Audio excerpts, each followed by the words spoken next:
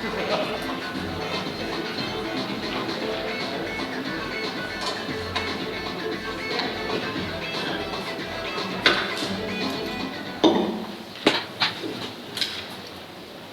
to the Middle Border Conference Scholar Athlete Banquet. I'm Renee Chopik, retired Amory AD, now working in the athletic department in Somerset. The WIAA started the Scholar Athlete program in 1984, and this is the 37th year of the program. It was organized to demonstrate the positive impact of interscholastic athletic activities and designed to recognize outstanding student athletes. The WIAA selects 16 boys and 16 girls for the state award. And they host an awards ceremony on May 1st in Wausau for those 32 athletes. This year's speaker is a local athlete, so I thought it would be worth mentioning that Karen Bai, a three-sport athlete at River Falls High School and a USA Olympic hockey player, will be their speaker this year. Special note, Karen was our speaker at the very first Middle Border Conference Banquet. Before we begin, I believe we would be remiss not to mention the 37 words that changed everything for our young female athletes in attendance tonight. No person in the United States shall, on the basis of sex, be excluded from participation in, be denied the benefits of, or be subjected to discrimination under any education program or activity receiving federal financial assistance.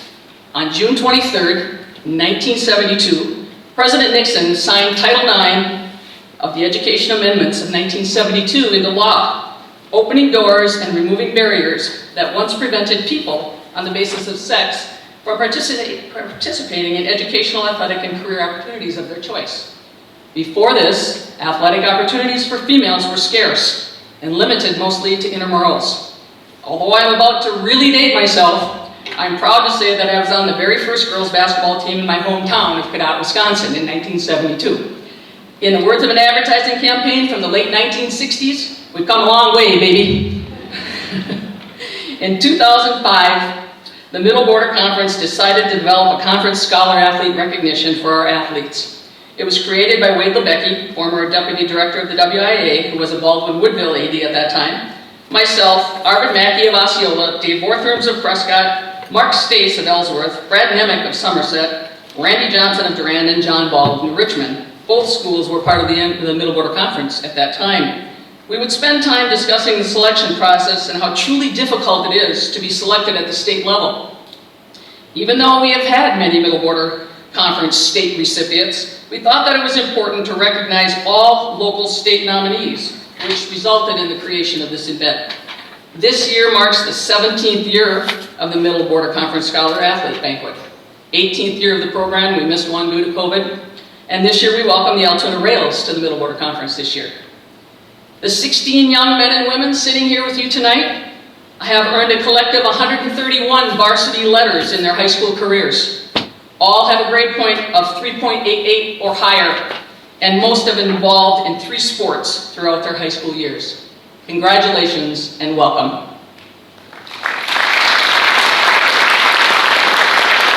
As we begin our program, I'd like to recognize the following. Pete Vries, and you guys can stand here, where is he? Our conference commissioner. Pete is the wizard behind the curtain that schedules all conference events and officials. Athletic directors, Elissa Upward of Altoona, Jeff Fern of Amory, Jason Sell of Baldwin-Woodville, Ann Hubert from Ellsworth, Scott Newton from Osceola, Andrew Caudell from Prescott, Frank Probst from Somerset, and Brian Johnson from St. Croix Central. We'd also like to recognize the parents and families of our athletes who are here to support them and are most likely the reason they are here tonight. And last but not least, the Middle Border Conference would like to extend our sincere and heartfelt thanks to the St. Croix Central School District for the use of this fabulous facility for tonight's program. We hope you enjoy the evening. And now, without further ado, Mr. Scott Newton.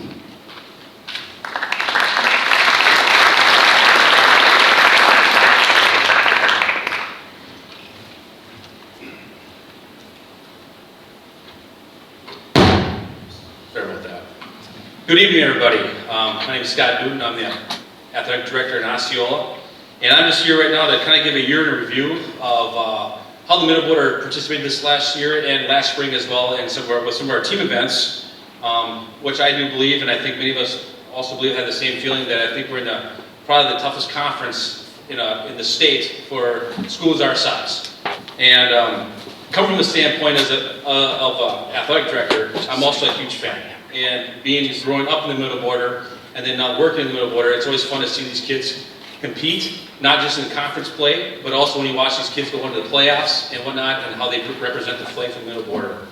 And I can tell you right now, and just little things like I talked about being a fan, and I know some of the kids are here tonight, watching all the events in the gym, on the fields, whatnot. I think about watching the Clapp girl from Baldwin, the Lusher girl from Somerset, and it's not the numbers they put up, it's the leadership roles that you watch.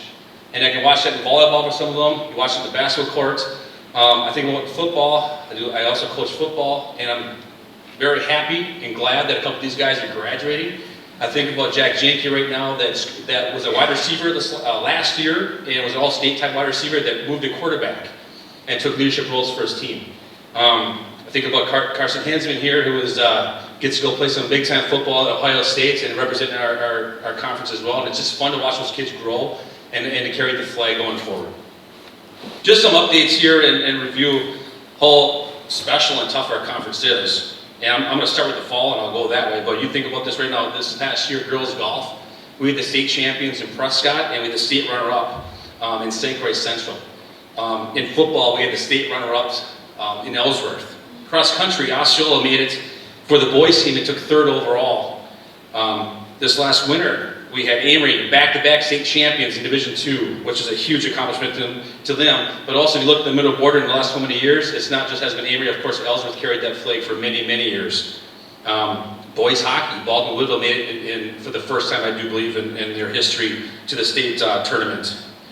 Last spring, you had Baldwin Woodville state runner-up again in softball, and I can't tell you how many it's been now in the last 7 years where they've been in the state tournament, state finals, and I know they have a nice team returning. And as well as Prescott. So you have a lot of these teams representing our communities, our conference, and doing a heck of a great job. Not to mention, in this whole area of the state, of the sectional competitions of teams that did well. Baldwin make the sectional finals in volleyball. Girls basketball, welcome Altoona to the Middle Border Conference. I think it's a great fit for our conference, everything you provide, and definitely your competition level is going to help us be better as well. But your guys made the sectional finals in girls basketball.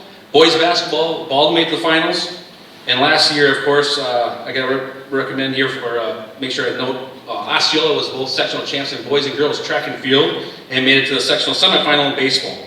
So I've always said this when it comes to our schedules, and we talk about non-conference schedules. I feel like we always try to find some of the toughest teams, but I know for a fact when our teams get to our conference, we're battle tested, and every year our conference shows that, and our teams demonstrate that in the playoffs. So.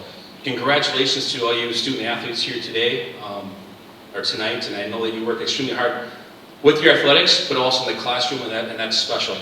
Also, a huge congratulations to the parents and families here. I know it's a lot of support having 2 younger kids of my own. With the times you spend in the gym, with the times you follow them around, drive them around, get up at 4 in the morning and go someplace, it's a huge sacrifice, but all one we're willing to make. So congratulations to everybody, and good luck with all your endeavors next year.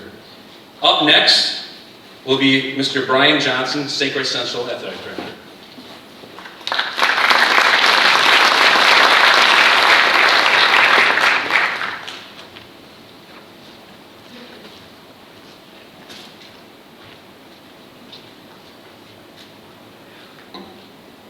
Look a little silly with my school badge on. I'd like to give a warm welcome to tonight's keynote speaker, John Peterson, if you could please come to the stage.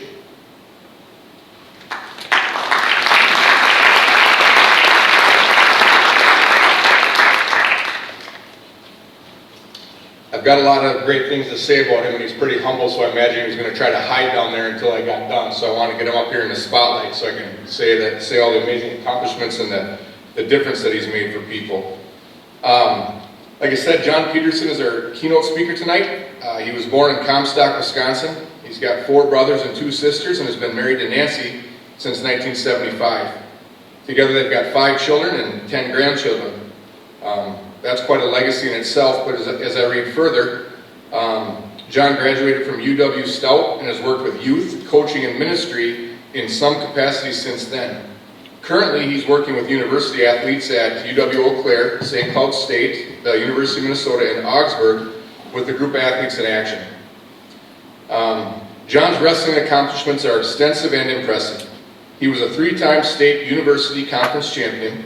He placed 5th at the NAIA championships in 1971. He's a 5-time U.S. national freestyle champion, a World Cup champion in 1975, 1978, and 1980. He was a World Championship medalist in 1978, earning a bronze, and in 1979, winning silver. And in 1972, he was an Olympic silver medalist, and in 1976, he brought home the gold medal. He is in the United States Wrestling Hall of Fame, the UW Stout Hall of Fame, the NAIA Hall of Fame, as well as Wisconsin Wrestling Federation Hall of Fame. John is an accomplished athlete, but I believe his biggest impact has been the thousands of kids that he has coached or that have attended his clinics over the years. I am honored to introduce him and have him here to speak to you tonight. Again, please give a warm welcome to Mr. John Peterson.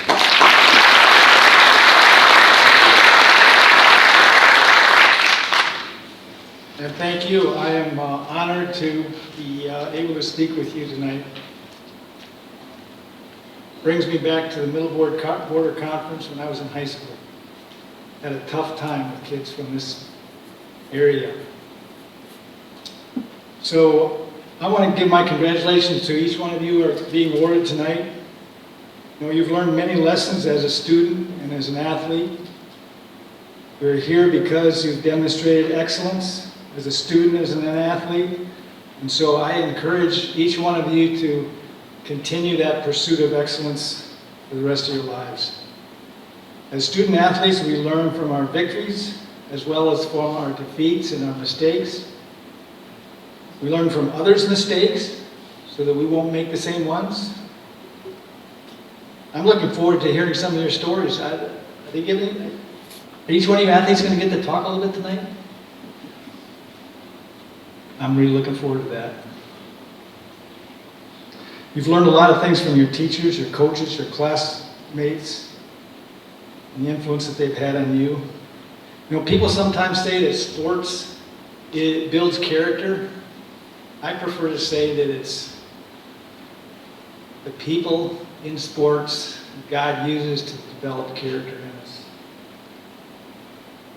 So I have 3 important areas that I want to quickly go through where we learn to pursue excellence as athletes and as students. The first one is sports and academics help us gain confidence, and it gives us a greater capacity for empathy. In other words, we can feel other people's pain. Sports helps us to build a foundation for healthy, lifelong fitness habits. Sports and academics help us to better understand ourselves and teach us how our actions affect so many other people. So the first one helps give us confidence, helps gain a capacity for empathy. You know, we learn to set realistic goals. We learn to live with wins and losses. We learn the thrill of victory, the agony of defeat. You know, I've had the privilege of traveling to Ukraine several times. Back in 1972, we competed against the Soviet Union in Kiev. Just this last summer, I was there with a group of wrestlers, and we did a clinic in Kiev. We've been there several times in the last 10 years. You cannot help but be inspired by the stories we hear about those people and the bravery that they have in fighting just to survive as a nation. You can't also not feel the pain that they're having to go through. Some of you athletes might be sitting here and thinking, wow, sports builds confidence, and maybe you didn't reach some of your goals. So my story is more like that. Did New Richmond used to be in the Middle Border Conference? I lost to a guy from New Richmond in the semifinals of the sectional tournament. I was so down because my goal was to be a state champion. When I lost that match, I didn't come back and get the true second, which I could have done. That young man went on to be state champion the next week. I lost to him 4-2. So why was I so down on myself? I could have come back, and who knows? This happens often. I could have come back, and maybe we would have met in the finals of the state tournament. Because of that loss, I was not going to wrestle in college. Had some disappointments in college, too. Wanted to be a national champion, ended up fifth in the NAI. My brother Ben got recruited to wrestle at Iowa State. They were a national championship team. He won the nationals as a junior the year I graduated. He called up the coach when he got invited to the Pan Am training camp and said, "Hey, can my brother come along with me?" I'm so thankful that the 1960 Olympic champion Doug Blueball said, "If he'll work as hard as you do, Ben, your brother can come to camp too." That gave me an opportunity to meet a guy named Dan Gable. Dan went on to be a coach at Iowa after winning the gold medal in '72. Wasn't never scored on in that competition. He went through high school and college without losing a match until his final match. He said, "As much as I hate to admit it, that loss really helped me." I saw how it helped me, how it helped him. Being in that training camp for a month and a half helped raise me to a whole new level, and everything worked out perfect, and I ended up making the world team that fall after having taken fifth place in the NAIA. Lacking confidence, I wasn't even going to go to that national training camp. Ben and I were getting ready for it. We were running down to Comstock and back, and one night I was just kind of down on myself and thinking, I don't really have any business going to that national training camp. There's going to be lots of national champions there, and they're all D1 guys. He said, "John, stop comparing yourself to others. They may be headed for failure." So thankful I listened to him and went through. He ended up not making that world team. I did. I did terrible. Lost 2 matches. Lost in Germany, and came back thinking, well, that's probably the last world team I'll ever be on. But Dan Gable had invited me to come and live with him and train at Iowa State. Empathy. Dan was one of those guys that could feel when other people were hurting, and he gave a positive attitude to so many things. I'd come to practice with him, and he'd go like this, "Dave Peterson, can you believe it? We get to do this again." I would forget things sometimes. Forget to bring my headgear to practice or something. And he would always say, and I think this is why he was such a good coach. His teams won the Big Ten 25 years in a row. 15 years they were national champions while he coached at Iowa. He would say to me when I would forget something, he'd say, "Wow, Peterson, that's really a good sign, because that means you've got lots of room in your brain for wrestling moves." My first trip overseas to wrestle after the World Championships was in the Soviet Union. We wrestled against these tough teams down in Tbilisi, that's Georgia nowadays, but back then it was part of the Soviet Union. And in that tournament, I lost to a guy named Tedeschivelli. He's the one that ended up beating me in the finals of the Olympics in '72, and then moved up and beat Ben in '76, my brother. So we both lost to the same guy. Well, I wrestled him in that tournament and came off the mat after getting pinned in the second period.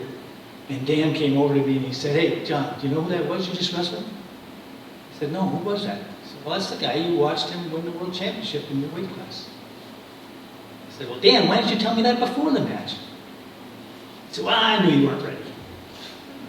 He proceeded to work with me for the next month, and he got me ready to wrestle Tedeschivelli, and we met in a dual meet in Minneapolis, and I lost by 2 points, took him down 3 times with a move that Dan worked on me every day. So I say, work to be like a guy like Dan, to help other people have a positive attitude about things, help them to learn from your wins and also from your losses, and encourage others with your success and your identity and your struggles. So the second point, athletics can help us build a foundation for lifelong fitness habits. Practice the disciplines that you've learned as a student, as an athlete, through your high school years, and keep it going. You've probably heard the saying, maybe, garbage in, garbage out. Be careful. Be careful what you eat. Be careful with your sleeping habits. Be careful what you put in your mind. Our brother used to say, he played basketball till he was a junior, and then the coach of our high school team, football coach, talked him into switching over to wrestling. He said, you keep playing basketball, you won't get noticed down in Madison, but if you wrestle, you're good enough, you can go to the state tournament when you're a senior. And you'll get noticed down there, and so he got recruited to play football and ended up being an all Big Ten academic, all Big Ten football player. Right guard. He used to say, guys, if you're going to be a champion, you can't think like normal people, you can't eat like normal people, you can't sleep like normal people. Some of you may have had to suffer some injuries. I couldn't wrestle as a freshman because I tore my knee, right knee, did some cartilage damage to it, and back then they weren't near as good with the sports medicines we had the privilege of having. So they had me walking on crutches for about a month and a half or two. By my junior year, I had to have it operated on. 2 doctors in our little hospital operated on my knee. Sure enough, football season came, and I'm playing really well, but all of a sudden my knee started swelling up, so I went back to the doc. Doc said, Peterson, if you keep playing football and wrestling, when you're 40 years old, you won't even be able to walk. Fortunately, I listened to the other doctor.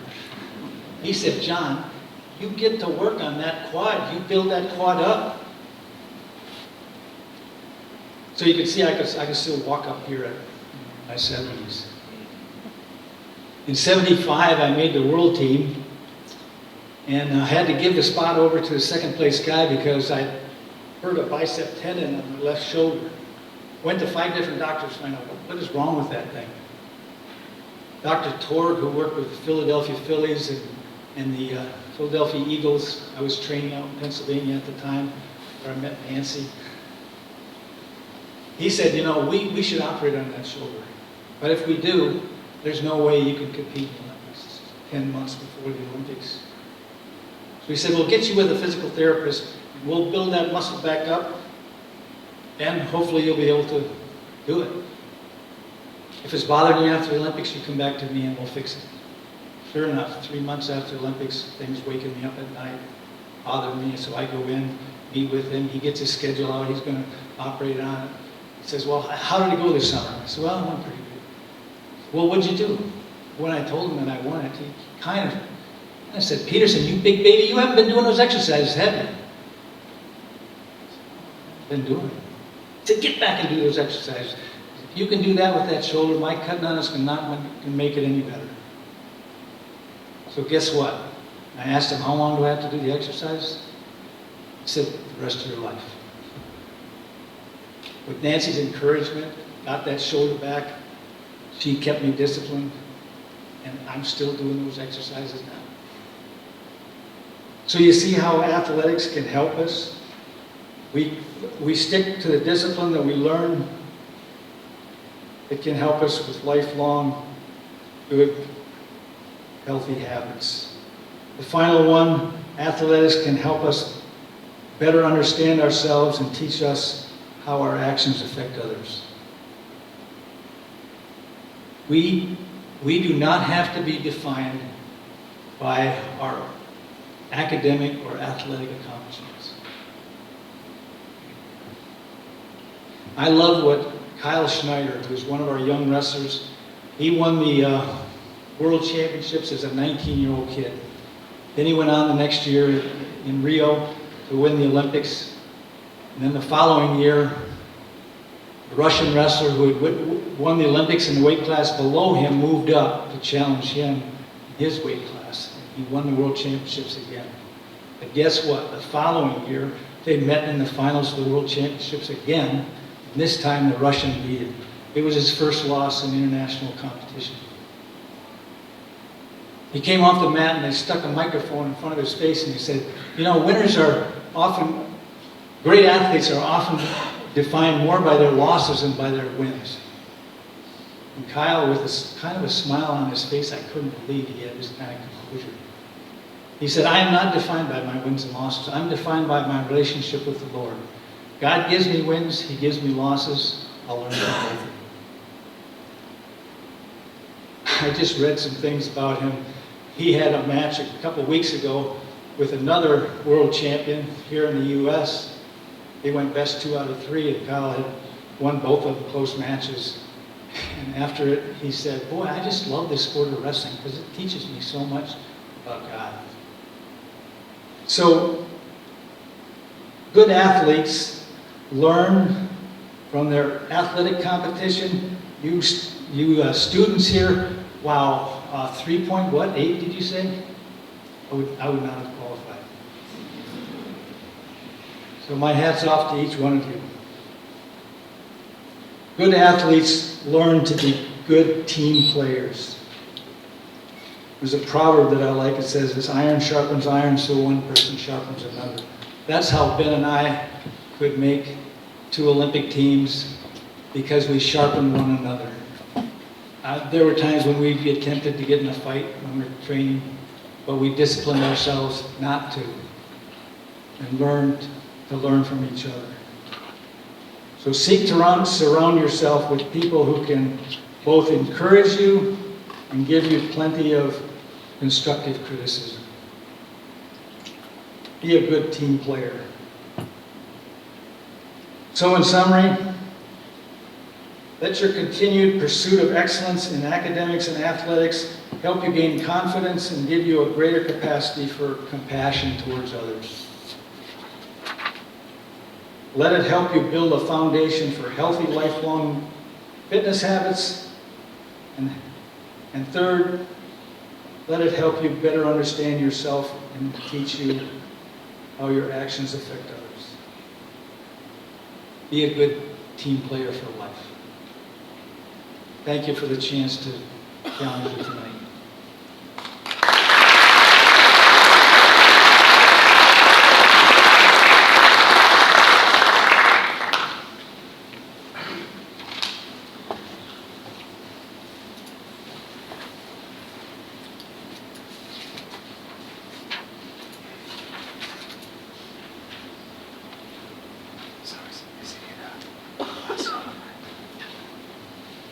Thank you, Mr. Peterson. Great message for our kids. And I got to be honest with you, I had the same, not the same story as you, but I had the same issue with the doctor. I got checked out in college, was playing some football and wrestling, and the doctor kept telling me if I continue to play, I'm going to lose some brain functioning. The problem is this one was right, because in the fall when I coached football, I keep told him I'm such an idiot all the time, so we learn from our mistakes. Guess I'm going first tonight, and to recognize our student athletes in Osceola. And I'd like both of my athletes right now, hold the applause please, but for our 2 kids, come up here, Mallory Johnson and Tyler Ulrich. We'll get you guys the applause here in a second. I should have called you out. I'm very fortunate to be working with these 2 young athletes. Both are 3-sport athletes. Both represent our high school, our community very well. Working in our community, volunteering their time, working with our youth. I'm going to speak about Mallory first. When I think about Mallory, the word that comes to mind all the time for me is tough or toughness. I don't know how many of you guys work on a farm anymore, but right now I know her and her sister have to get up in the morning. They do chores before they come to school. Not too many of you guys do this anymore. I know in Osceola we don't have it. She then has her full day of school like all you guys do, then she has her practices, right? But you watch her play and how she works with the other teammates. The word that always comes to mind all the time is tough or toughness.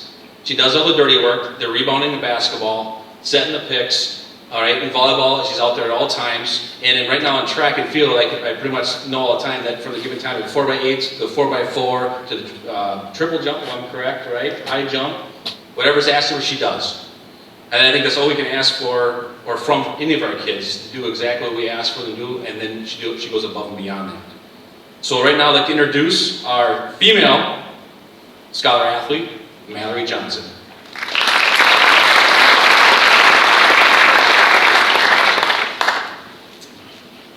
My role model is my older sister, Madison. The main reason why she's my role model is that she has shown me how hard work and effort can pay off by having a successful career both on and off the court.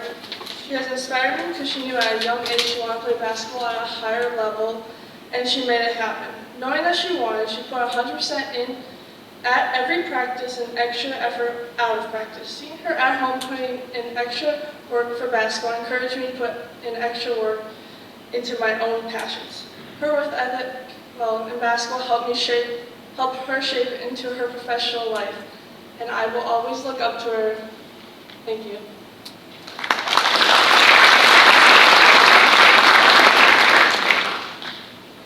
Thank you, Mallory.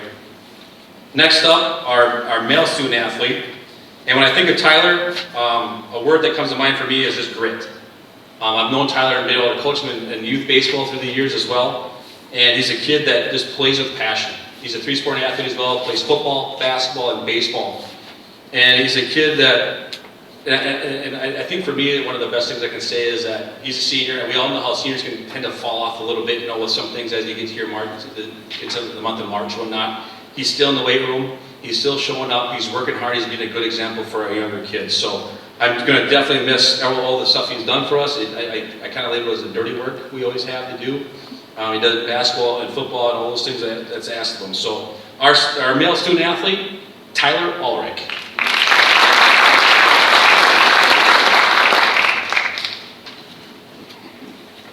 Hi there. If I could pick the 3 greatest lessons I have learned through my athletics and academics, it'd be how to work hard and the importance of commitment and teamwork.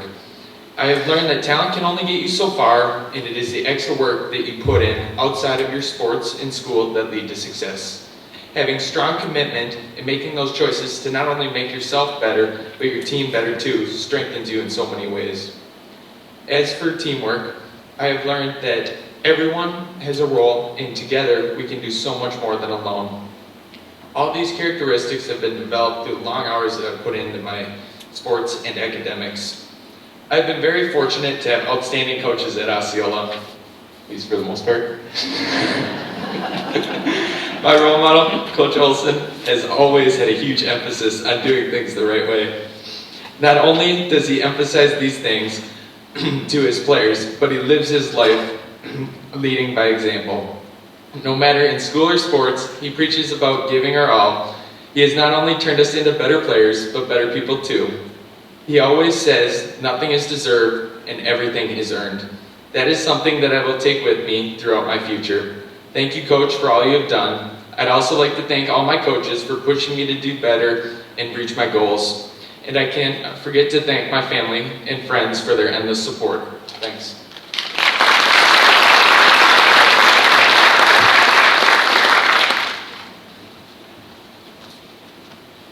Next up, from Prescott, Andrew Cobbin.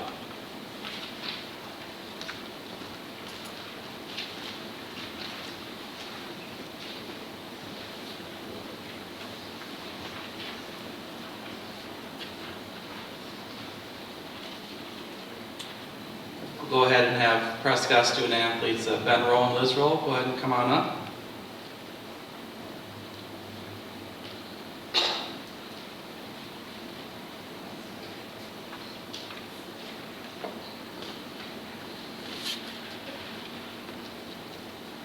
Tonight I get the honor of introducing 2 outstanding Prescott student athletes, Ben Rowe and Liz Rowe. Both Ben and Liz have done great things for Prescott, and both are great athletes, great students, and better people. Go ahead and introduce Ben Rowe first, who is our male scholar athlete nominee. He is a tremendous leader who leads by example. Other students, even fellow seniors, will follow him and model their actions after him, which is a testament of his character. Benny will leave a legacy of excellence in all 3 sport programs he participated in, which were football, basketball, and baseball.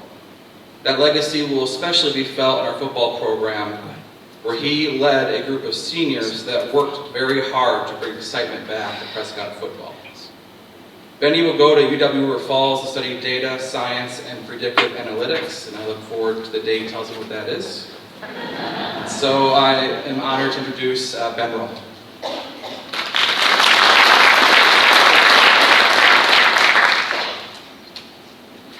Hello. Like you said, I'm Ben Roll, a senior from Prescott High School. I play football, basketball, and baseball. I'd like to start off by thanking my family and coaches who are here tonight, here supporting me. My high school athletic and academic career, I would say the greatest lesson I learned was the importance of hard work and good leadership. From being on athletic teams that lack these values and going through high school, I've experienced firsthand that any personal goal can be met by working hard and by having a good, strong leader.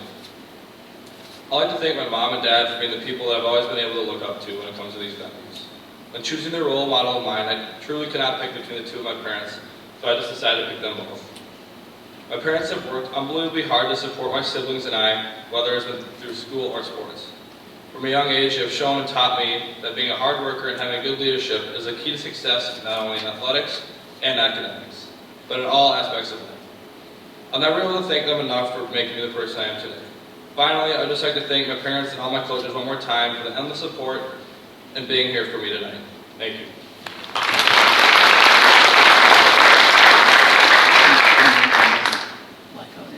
Now I'll introduce Liz Roll, who is our female scholar athlete. Liz is also a tremendous leader. She holds everyone around her accountable to be their best. Her teammates and classmates always respond to her because they see her hold herself to the same or greater standard. Her dedication and work ethic brought success to her athletics career. She has been to state 5 times with 2 teams. She participated in softball, golf, basketball, and also a member of our track program. Liz's golf journey is a perfect illustration of who she is both as an athlete and a person. The first time she ever picked up a club was her freshman year 4 years ago. She earned her way onto the varsity roster, made it to state 3 times, and earned 2 state championships, and will play golf for UW Stout next year while studying health, wellness, and fitness. Please welcome Liz Roll.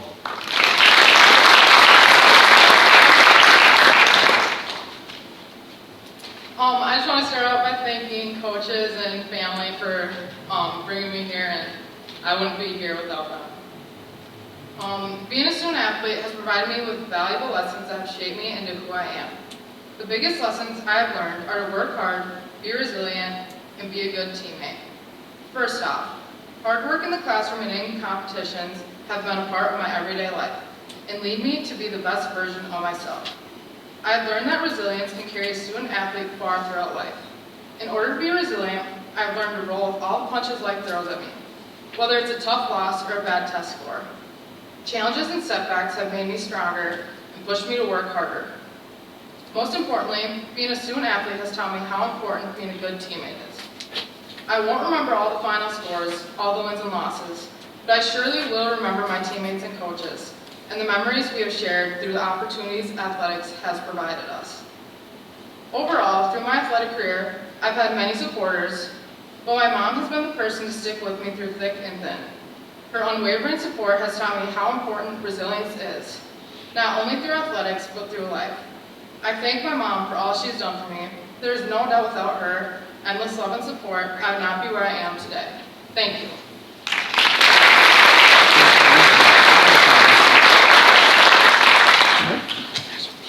Next up, we will have Mr. Jason Sell from Baldwin Woodville.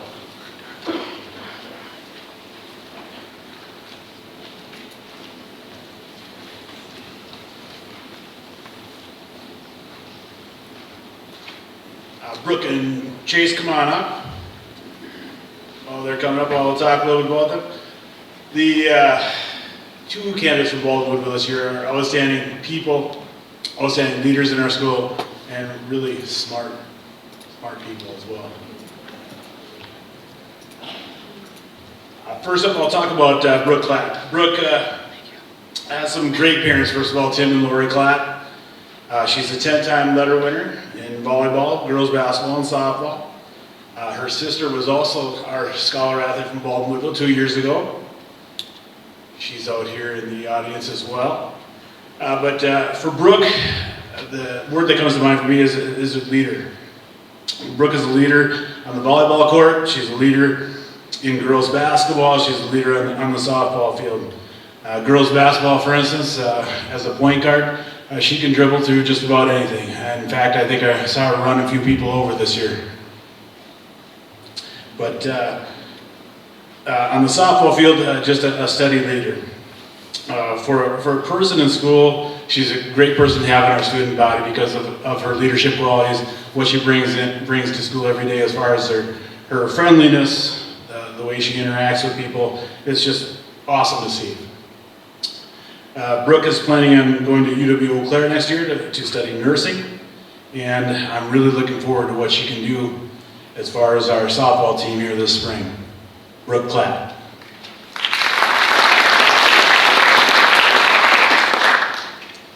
Earlier this month, while I was going through my Google Drive, I came across a document that was an old assignment from English class, my freshman year. The assignment was to respond to a prompt, which was to describe in detail one of the things that means most to me. Freshman little me wrote about none other than sports. Now, 4 years later, if I were asked to respond to that prompt, my answer would still be sports, but for a little bit deeper of a reason. I chose sports back then because that was my source of fun and friendship, and it had been since I joined my first t-ball team in kindergarten.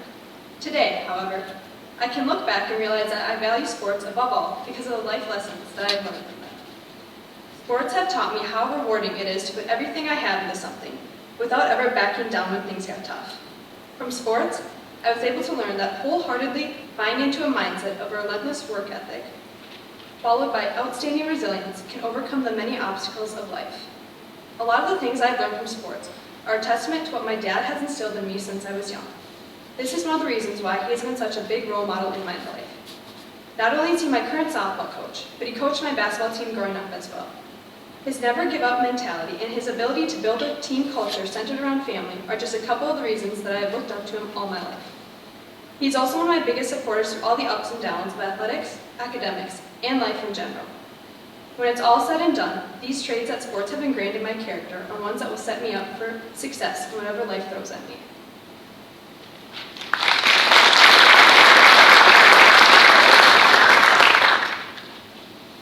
Next up, I have the pleasure to talk about Chase Schaefer. Chase has some great parents, Chad and Stacy Schaefer. Chase is a 7-time letter winner in football and track. Chase is planning on studying physical therapy at UW Eau Claire next year. My word for Chase is steady. Chase, not a flashy guy, not going to outrun anybody necessarily or do any tricks or schemes or anything along the way. He's just always Mr. Steady. My best memory of Chase's football season was we were playing a game in Amory, and he maybe dropped a couple of passes that maybe he could have caught or he thought he probably should have caught.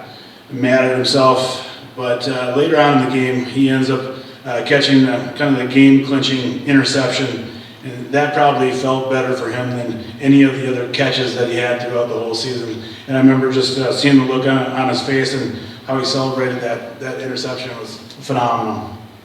Chase is a very helpful person in our student body who works with a lot of our SPED kids in school, talks to them, mentors them here and there, but a very unselfish person. Chase Schaefer. Thank you, Mr. Self. My involvement in high school sports and academics has taught me numerous important lessons. Some that stand out are the importances of having a good attitude, of trying your best, and of making continuous improvements. A positive attitude allows me to view obstacles as opportunities to improve myself and to enjoy pushing myself outside of my comfort zone. If I can look back and know that I tried my absolute best, then I have nothing to regret. Making daily improvements, no matter how small, allow me to accomplish challenging goals, because consistency is more important than intensity. One person who has helped me to learn these lessons is my football coach, Dan Kiefer. Coach inspires me to be disciplined and work hard by teaching me that to improve at anything, you have to leave your comfort zone. He also inspires me to lead by being an example of how good leaders make those around them better. I am extremely grateful to have been coached and taught by Mr. Kiefer. He made school and football a lot more fun and has definitely changed my life. I would also like to thank my family, coaches, teachers, and teammates for always encouraging me and pushing me to be better. Thank you. Thank you, Chase. Thank you, Brooke. Next up, we will have Mr. Brian Johnson from St. Croix Central.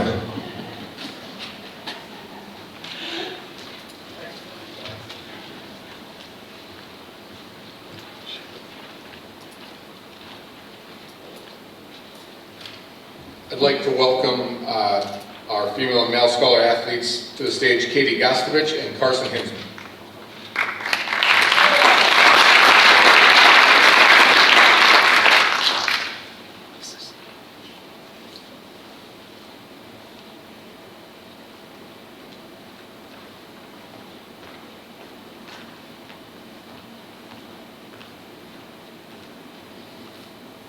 Most people know Katie as KG. That's how I've gotten to know her over the last couple of years.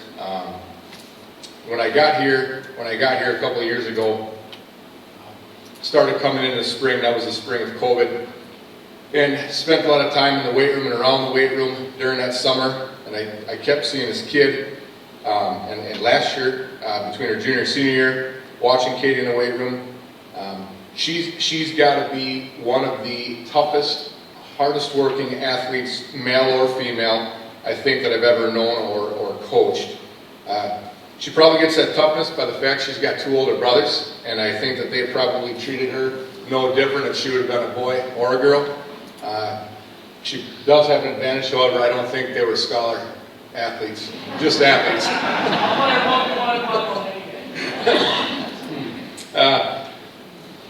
Daughter of Pat and Amy. She was a 4-year letter winner in volleyball and basketball, all-conference honorable mention twice in volleyball and first team twice. She was the MBC Player of the Year. She was honorable mention All-State in volleyball and second team All-State in volleyball. She's going to continue her career at North Dakota School of Science. Did I get that right? Yeah, and she's going to play some volleyball there. You know, it's a bit ironic, I think, when Renee mentioned earlier that, you know, this being the 50th year anniversary of Title IX, and to think that athletes like Katie wouldn't have had that opportunity. I fully believe if any of the people prior to that decision watched someone like Katie work and watched the effort she puts into everything she does, we'd be celebrating the 75th anniversary, even the 100th anniversary. There's nobody tougher. Katie Gaston. Hi everybody, thank you for coming out first of all and supporting like me and my fellow athletes. Being able to stand up here as a female representative is truly an honor. My last 4 years of high school athletics has been hands down one of the best commitments I've dedicated myself to. Just being able to surround myself with a group of people who have the same goals as me and going out on the court and achieving them and, you know, falling short sometimes. Being able to, you know, go out there and not like come out on top all the time and being able to have those experiences has helped shape me into the athlete I am today. And through those experiences, I've learned so many great lessons as well. And one of the great lessons I've learned is that through commitment and trusting the process, you will achieve so many great things you never thought you could. I have had so many honors, like personally and with my team, that I never imagined, and even just being able to stand up here tonight.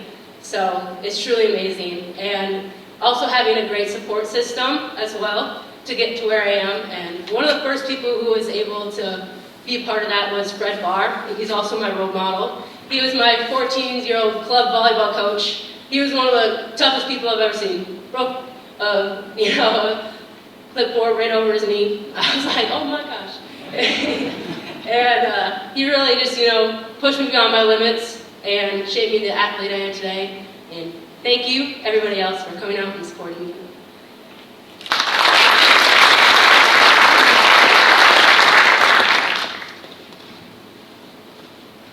And Carson Hinsman, our male scholar athlete, four-time son of John and Tara, four-time letter winner in football and basketball, three-time letter winner in track, all-conference in football is both O-line 3 times and D-line 4 times. He was all-state O-line and D-line, I think, twice each. Got to play and was honored to play in the Polynesian Bowl in Hawaii this winter, and also got to play in the Adidas All-American Bowl. In that Adidas All-American Bowl, he actually was a finalist for the Adidas All-American Man of the Year. He's involved in service projects through, cleaning up after severe weather and tornadoes. He put on a coat drive for the homeless and underprivileged. It's got to be tough to be Carson as one of the most recognizable faces in our school and likely in the conference. I thought he handled the pressure and the eyes on him with respect and dignity, and I'm sure there were some moments when he wanted to lose his cool and just want to be a normal kid. But the foundation that was set for him by his parents and his grandmother, I know you're a huge role model of his, allowed him to maintain composure and be the tremendous leader that he is. A lot of people look at Carson and say, well, you're lucky that you're giant.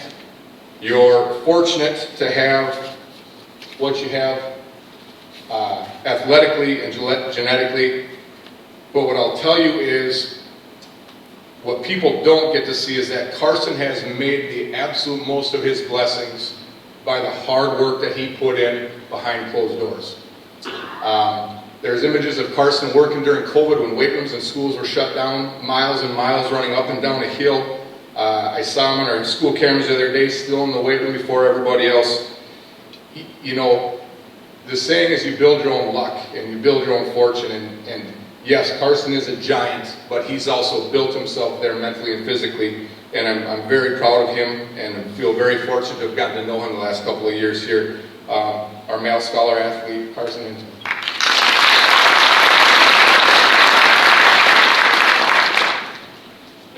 First of all, I just want to thank God for this opportunity to be here. So I want to thank all of you guys for coming out tonight. I want to thank my family, first of all, for always being there. I want to thank my dad for always coaching me throughout all these years. My mom for always being there to support me. Two sisters aren't here. They thought it was kind of boring, so they stayed home. But no, I've had some really, really awesome opportunities the past few years from being here at Synchro Essential that, I've really been able to experience with myself and my teammates. Kind of like Jonathan said, I don't ever like to pride myself really much, but my mom always says, everyone wants what people can't see, and I feel like everyone here can relate to that, and the fact that we work really, really, really hard to be in places like this, and I really want to congratulate everyone else here for the fact that they've been able to do that. My role model personally for me, she's sitting right there, that's my grandma. She's the hardest worker I ever met. I remember I was probably about 12, 13. I was driving up there, and she only lives a quarter mile away from me. I go eat there every night. So I see her crawling on her hands and knees. It'd probably be about -20 with wind chill. Crawling out to the barn and just go, milk cows. And I was like, wow, like that's just what she does, just because that's what we do. And I feel like that's where hard work really came into my life, and that's what really inspired me to do what I do now. I don't have a big speech or anything. I get hit in the head for a living, so she got me on that. But something that I learned from Synchro Essential and through my experiences here would have to be consistency. I mean, we've done a lot of really crazy things. Being 4-time, regional winners for like basketball, going to state in football.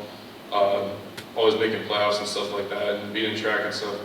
I mean, we've done some really crazy things, and I think that all comes from what I've learned is consistency. Throughout different coaches, a lot of different coaches, and a lot of different people we saw. Me and the guys in the weight room have always been able to put our heads down and work, and I feel like that's a really big testament to our culture here and what we've been able to do. So, looking forward to see the next generation do that, but tonight's our night, so flip it up. Appreciate it. Thank you.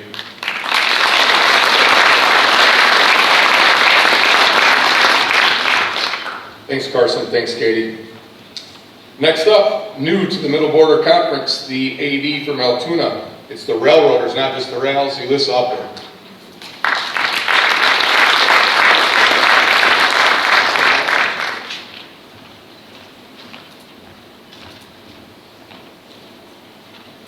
Hi, my name is Elissa Upward. I'm the Athletics and Activities Director for Altoona.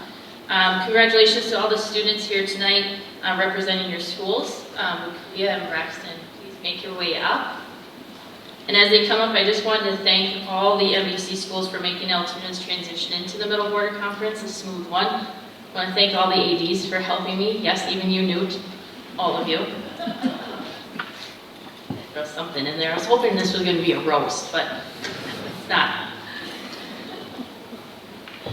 All right, so first, Altoona's female scholar athlete, Kalia Mork. Kalia is the daughter of Ashley and Justin Mork, currently tied in class rank at number 1, having a 4.0 GPA. Her participation in tennis, hockey, and track and field has earned her 7 varsity letters. In the most recent tennis season, Kalia celebrated the conference championship and earned her spot in the WIA state tennis tournament, flight 2 doubles. Kalia is a true leader and role model, shows great sportsmanship, and works hard towards all her goals. Following graduation, Kalia will be attending Oregon State University, majoring in fisheries and wildlife services. And I would just like to note that during that state tournament, Kalia and her doubles partner had actually come into my office asking to pull a prank on our coaches who are actually here right now, which required the use of a school van, and I believe a lot of balloons or cones, to which my expression was just this, but she did that with a presentation of a PowerPoint. So, a lot of dedication right here. Take it away, Kalia.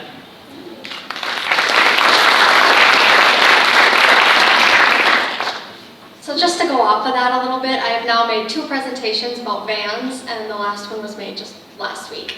But anyway, so throughout my academic and athletic career, I have learned many lessons from the challenging courses and the variety of sports that I've undertaken, and these will become useful later on in my life. The greatest of which is best exemplified from a moment during this past tennis season while we were at state. So my partner, Greta, and I were an unranked 2 doubles team playing against the 5th seed.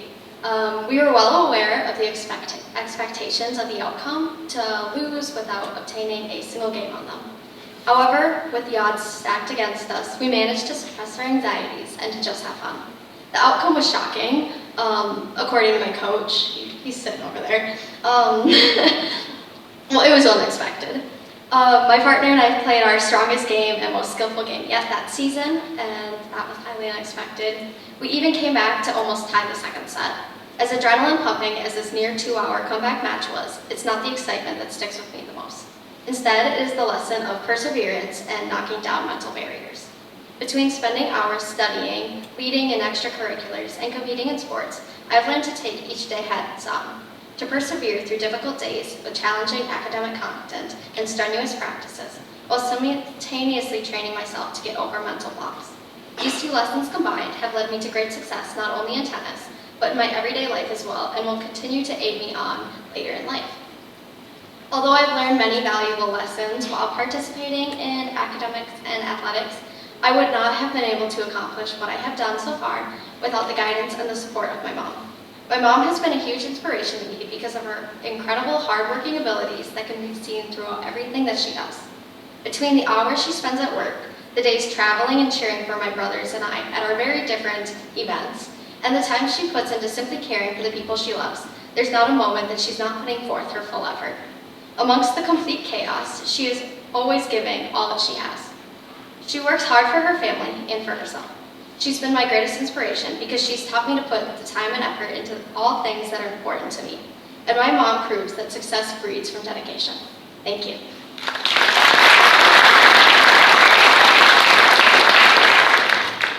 All right, next, Altoona's male scholar athlete selection, Braxton Lang. Braxton, son of Tyson and Susan Lang, is a motivated, well-rounded student athlete who has earned 6 varsity letters in football and hockey. Earning a 4.0 GPA, Braxton's strong work ethic and drive to succeed has paid off as he is also tied for number 1 in the class at a 4.0 GPA. Braxton is known as a good teammate, someone that leads by example and shows dedication to making himself the best he can be. Through this, he has earned football All-Northwest team and academic All-State. He is respected by peers, staff, and opponents, and will no doubt do great things following his high school career.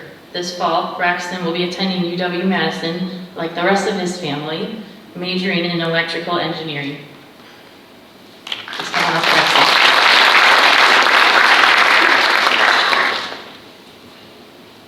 I would like to thank the Middle Board Conference for this award, firstly. Some of the greatest lessons you'll learn often come from losing. Well, I did a lot of that throughout my high school career. Losing really shows you some of the most obvious ways you can improve on your shortcomings. Demonstrates you in clear terms what you can do better. During my high school football career, my first 3 years we won 3 games, and this largely stemmed from a lack of one person being in the class ahead of us, and above that, the team not having a very good community family.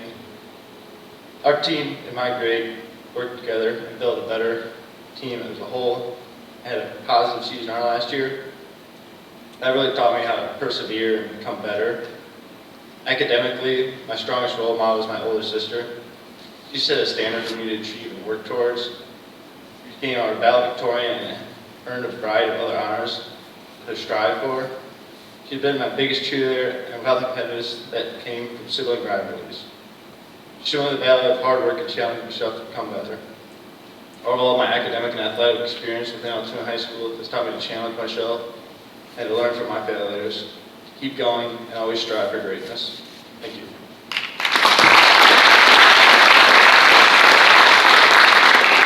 Thank you. And up next, one of Wisconsin's finest basketball officials, Jeff Hearn, Amory. I just got to vote on the stage. All right, Warriors, JC and Jaden, make your way to the stage here. I'm just glad there's not a GPA requirement for speakers here tonight. All right. First of all, congrats to the class of 2022. My name is Jeff Hearn, and I am the athletic director in the school district of Amory. Jaden is the daughter of Arlene and Patrick McAlpine. Jaden is an accomplished 2-sport athlete. She's a 4-year letter winner in both cross country and track. She has punched her ticket to state in cross country as an individual and most recently with the team. Jaden is a model student who has excelled in the classroom. She owns a 3.95 GPA. What separates Jaden from her peers is her maturity and leadership qualities. Jaden leads by example and strives to make those around her better. This has really been evident this year. We have a strong female class, and she's really been the mother hen there, taking care of those freshmen and being a great positive role model for them. Next year, Jaden will be attending UW River Falls and will be majoring in elementary education. Jaden, we'll keep the light on for you in Amory when you get that degree. Folks, please help in congratulating Miss Jaden McAlpine.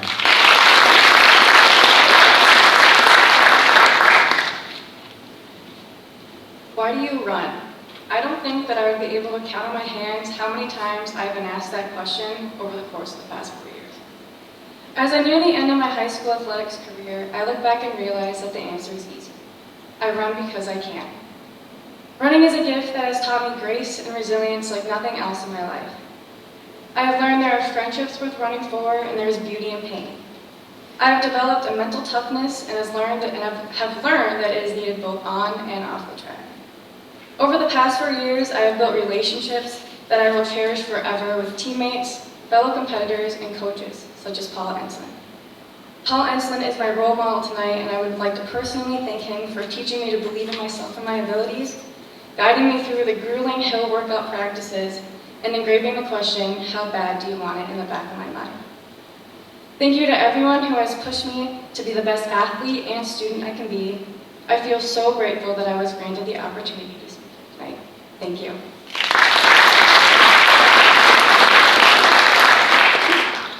Right. Thank you, Jaden. The class of 22 male scholar athlete is the J.C. Wentz. JC is the son of Lynette and August Wentz.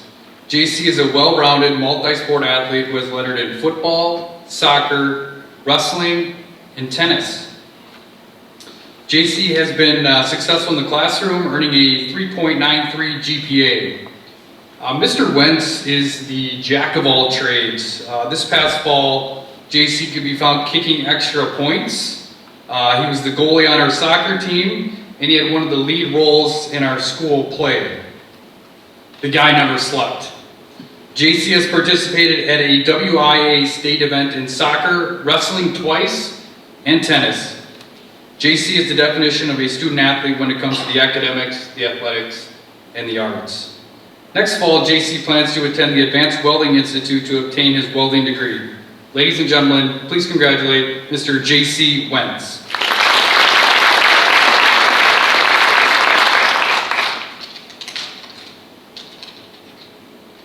Hello. Since I can remember, I've participated in almost every sport. When it finally came time to choose between sports in high school, I decided on soccer, wrestling, and tennis, later being able to kick for the football team, which was a dream come true. There are a variety of good life lessons from sports, but the most important to me have been discipline, teamwork, and time management. As Flint, my soccer coach freshman year, once said, "If you are on time, you are late. If you're early, you're on time." Along with this, my wrestling coach, Mike Kelly, taught us that everyone has the opportunity to be an average athlete or student, but there are few that take the opportunity to excel. This mindset led us to taking home 2 team state wrestling championships. The person who inspired me and still inspires me to this day is a graduated upperclassman, Bennett Paulson. Bennett was the kid who could do it all and did do it all. Having a very successful high school career, Bennett committed his time to constantly excel in everything he did, whether it was sports, school, or theater. His commitment to everything he did influenced me to also work hard at everything I do. With having this upperclassman influence, along with everything sports have taught me, it has enabled me to succeed throughout high school and receive this amazing achievement of Scholar Athlete. Thank you. Again, congratulations, JC and Jaden. Up next, Dee Ann Hubert from Ellsworth will honor our Purple Panthers.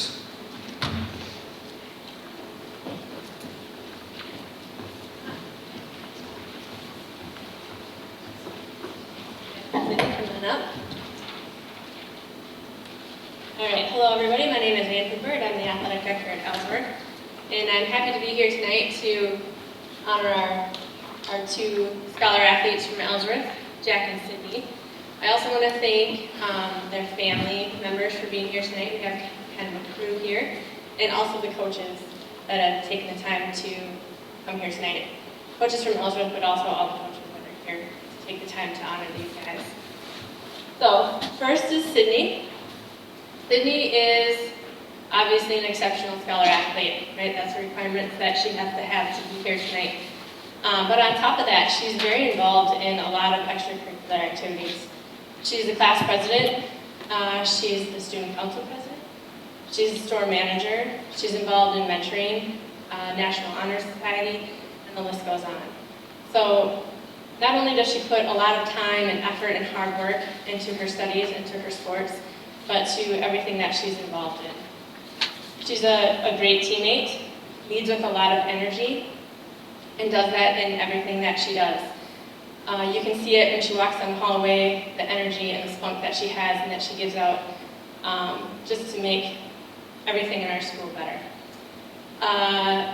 She was a part of the state team that had an appearance as a freshman. So I know she's very excited to get the softball season going this year, if it ever stops raining and snowing. So with that, Whitney Barnes.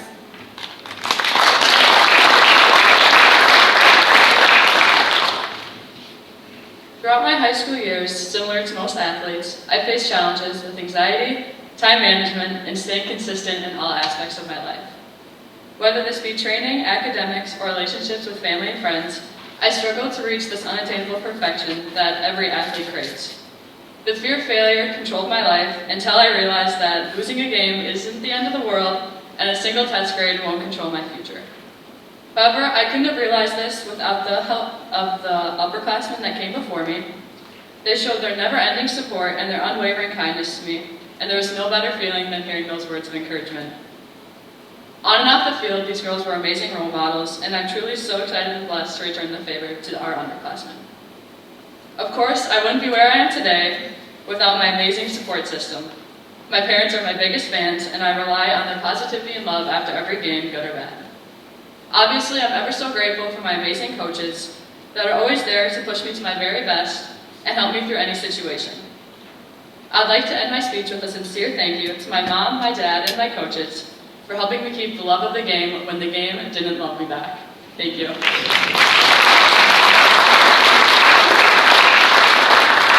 Thank you, Sydney. Now, Jack Jenke. So Jack Jenke came to Ellsworth as, is that right? If I did my math right, if I can remember right. So as a 5th grader, I remember Jack just being a little gym rat. He was always in the gym, always with the basketball or football.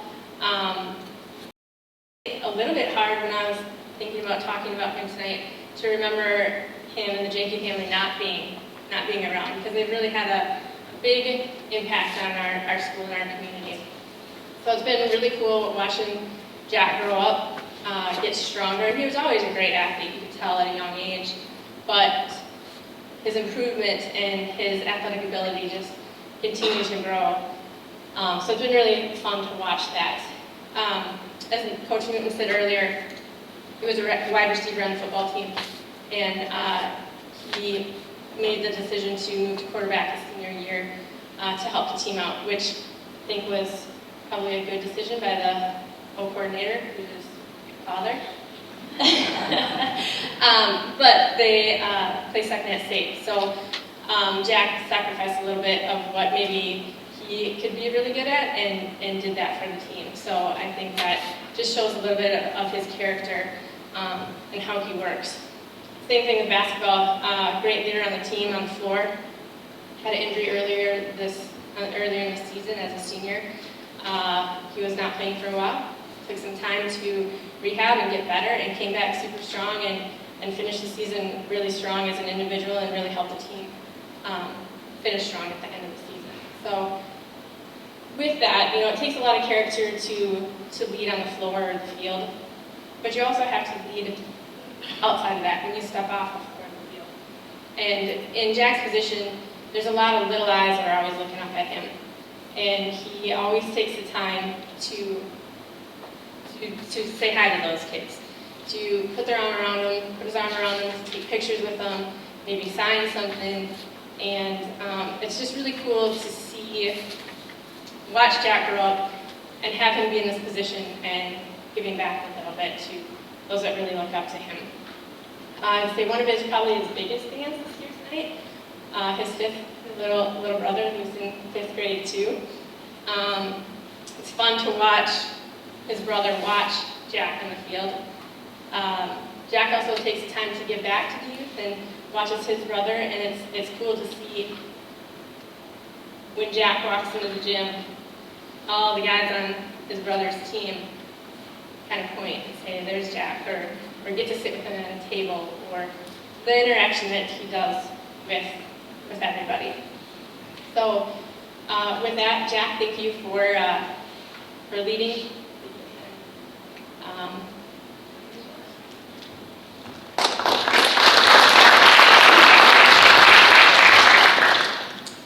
I'd like to begin by congratulating all the other Scholar athletes representing their schools tonight. Being a student athlete has taught me many valuable lessons. One of the most important lessons I've learned is that hard work and sacrifice pays off in sports and in the classroom. One example I'd like to share of this is the changes I made to my habits during the shutdown of 2020. I began taking sports training much more seriously and improved the quality of my diet and sleep schedule. I owe much of my growth as an athlete to these changes I made to my lifestyle. The people who helped me learn most of my valuable lessons are the same people I look up to. My parents are my role models, not just because they've supported me through all my sports over the years, but also because they've taught me that academics are just as important in my life.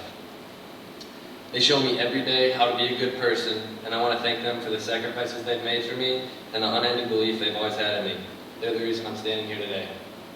Lastly, I'd like to thank everyone here for supporting high school sports and for making a night like tonight possible. Thank you.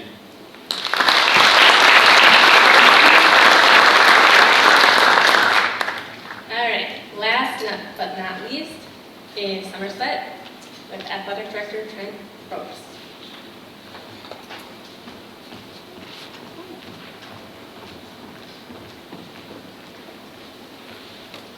Good evening, everyone. If I could have Mackenzie Lesha and Parker Gebheim come to the stage, please.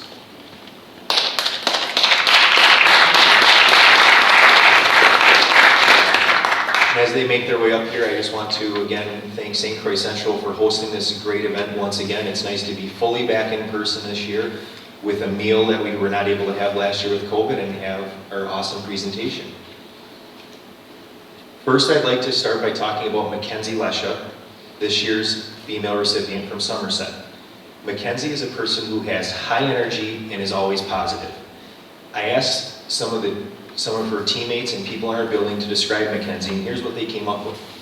Funny, caring, hardworking, and always jamming out. In all seriousness, she's a great leader within our building. One thing that sticks out to me was last spring, she organized open gyms, bringing a lot of younger basketball players along with her every Friday morning. This is a kid who does not miss a weight training session in the morning. It doesn't matter if she had a volleyball game the night before, a basketball game, or a softball game, or had softball club the night before on a Sunday night. She's in the weight room 4 days a week, and then made it a priority to be in the gym Friday morning with some of her up-and-coming teammates. I stated that she played club ball, which is something that was extremely valuable to her, but that never took away from her team experiences at Somerset.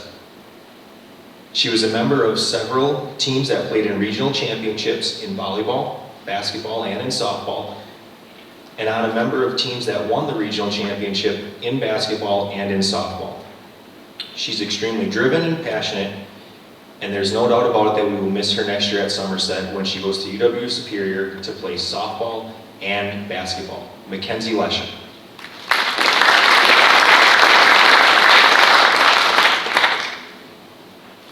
Out of the 11 seasons I was able to play, only 2 other athletes have been my teammate for all 3 sports. Being a 3-sport athlete at Somerset High School has taught me how to adapt to working with different people to accomplish team goals. Because of this, I've become an all-around better athlete and leader. Out of all the teammates I've had the opportunity to play with, Taylor Paulson was the athlete and friend I looked up to the most. Taylor graduated last year and also received the Somerset Scholar Athlete Award for female. I got to play volleyball and basketball with her long before I became a high schooler. Not only did I get to play sports with her, I also got to know her and her family ever since preschool. My biggest role model was Bruce Sarson.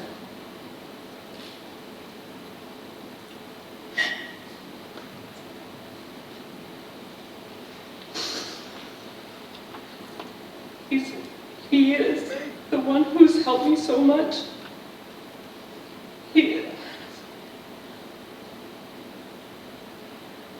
He was the reason I went every morning to the weight room. With his positive energy, and it was so contagious, he always made me smile. He helped me feel more confident about myself and about my athletics.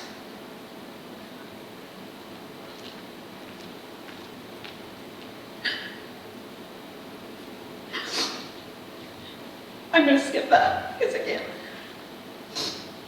All in all, thank you to my coaches, teammates, and competition for pushing me to just go a little bit harder.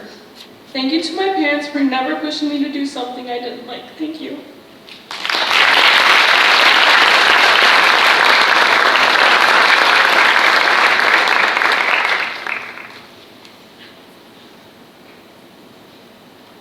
Next, I'd like to talk about Parker Gebheim, our male recipient this year. Parker has an extremely outstanding work ethic, not only working on his skills, but also in the weight room. Parker is truly a leader by example. I also asked some of his teammates and people within our building to talk about him and describe him. Here are some of the things that they shared. He's funny, he's highly competitive, and he's out of pocket, which I had to ask what that meant. And they just told me he does a lot of things that make you go, whoa. He's played in multiple regional final games across soccer and in basketball. And coming into the basketball season, we had a team that graduated a lot of seniors. Parker took on an extreme leadership role for us this year, was a positive contributor, not just only as a leader, but with his play as well. He really stepped up across the board in all of his sports. During the last 2 years of soccer, his junior and senior year, Somerset boys soccer had 2 of the best regular seasons that they've had in school history. Parker was a huge piece in that success. We're most certainly going to miss his positive impact in our building next year and his calm demeanor. Ladies and gentlemen, Parker Gepheim.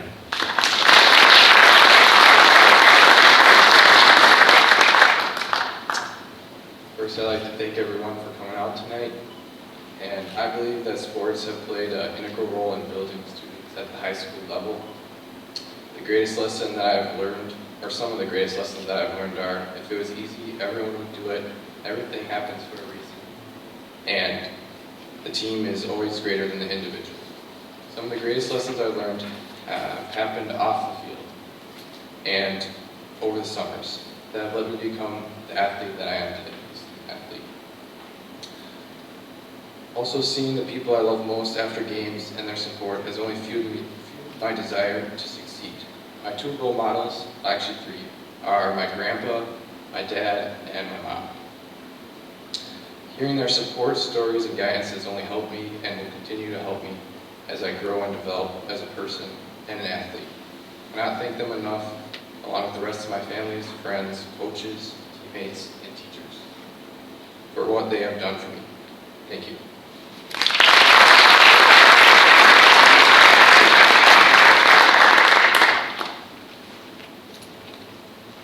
Thank you. And with that, I would like to bring up Mr. Brian Johnson.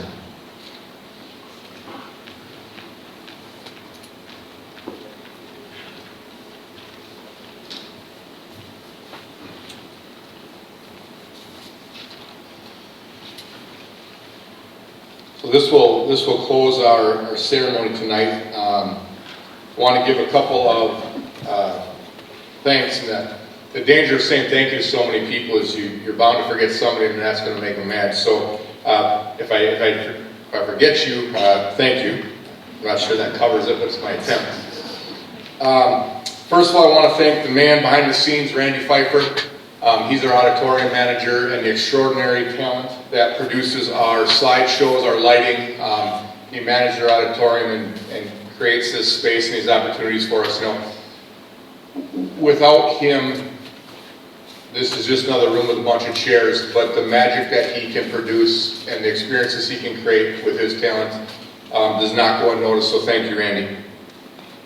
I also want to thank Renee Chapik for her organization and the work that she does for the Middle Border Conference in Somerset.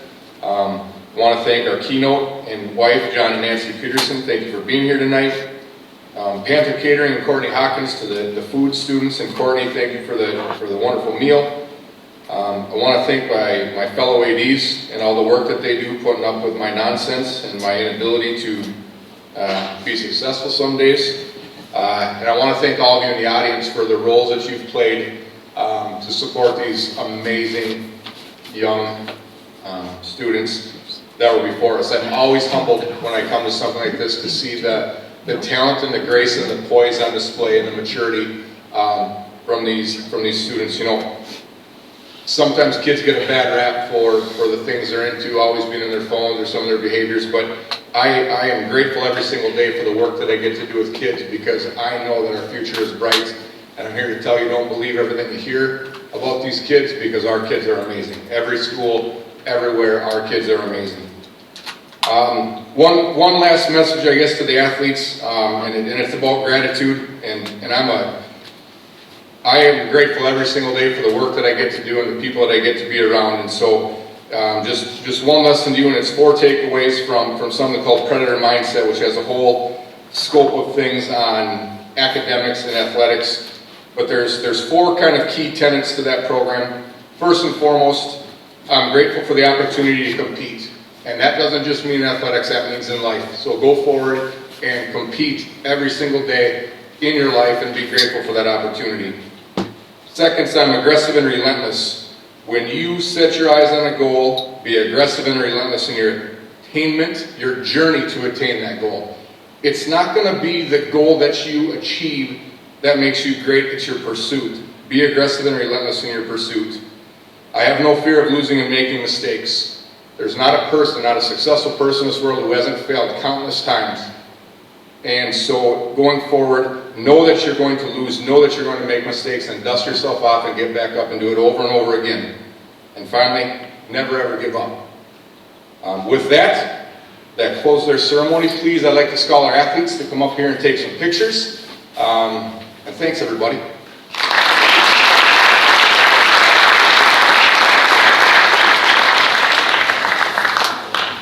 Thank you.